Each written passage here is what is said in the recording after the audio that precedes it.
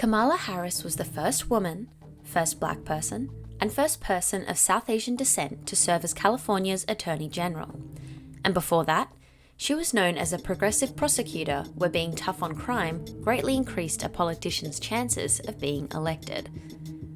Kamala Harris's history in criminal justice makes her background of great interest to American voters, but for some, a contradiction.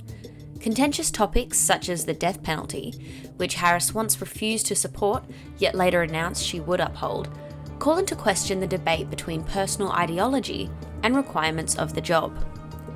As Kamala Harris gets closer to the election that will decide her future, can progressive prosecutor turn into progressive president? On the issue of immigration, it's difficult to track Harris's history due to her time as a prosecutor bound by the law and as the vice president, whose purpose is to support and execute their president's policies. A major point from her opponents is her so-called failure as the point person on immigration, despite the fact that the immigration crisis was already an ongoing issue, and additionally, the management is traditionally overseen by the Department of Homeland Security.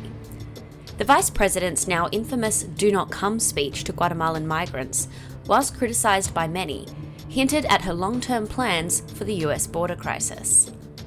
Since becoming the Democratic presidential nominee, Harris has clarified her support of comprehensive immigration reform and an earned pathway to citizenship, taking a harder line than her superior President Biden and clearing the previously murky waters. In this way, it can be argued that Harris had to obscure beliefs which did not align with her position.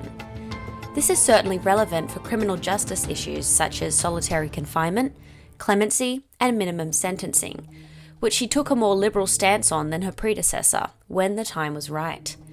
As vice president, Harris led a federal sentencing review which would consider early releases for those who had served 10 years out of a longer sentence, and proposed a federal board which would review the use of force by the police. This quelled many who, in 2020, argued that her record as a prosecutor didn't align with the Democratic Party, especially past policies that contributed to mass incarceration. Yet after high-profile criminal cases such as the murder of George Floyd, which mobilized the Black Lives Movement and spotlighted racism in the criminal justice system, Harris's ideological consistency as vice president proved to be her biggest support in her run for presidency. I wanted to be somebody who could have a role that would be about protecting people and fixing what went wrong. Kamala Harris's political history highlights the difference between changing beliefs and being unable to act on one's beliefs, but it is worth questioning whether these shifts are politically motivated, and if her time as a prosecutor will deter undecided voters. Since her move into politics, the now presidential candidate has been in the difficult position of walking the line between two almost contrasting jobs, made harder by the fact that labels such as progressive and reformer don't mean the same thing they once did. Writer Jamila King summed this up when she wrote, "Harris has long tried to bridge the tricky divide between social progressivism and the work required as a prosecutor.